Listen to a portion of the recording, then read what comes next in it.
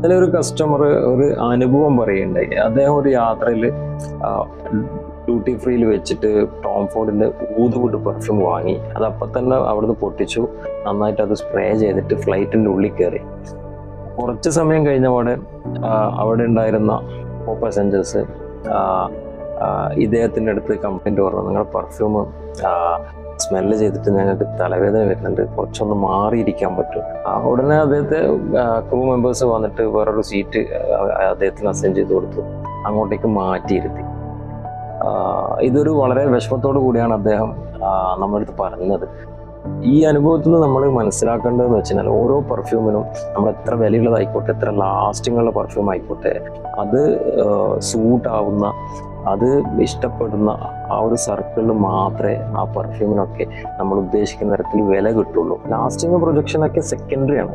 നമ്മളൊരു സഭയിലേക്ക് പോകുന്ന സമയത്ത് അവിടെ നിന്ന് നമുക്ക് കിട്ടുന്ന ആ ഒരു ഫസ്റ്റ് ഇംപ്രഷനിൽ അതാണ് വെരി ഇമ്പോർട്ടൻറ്റ്.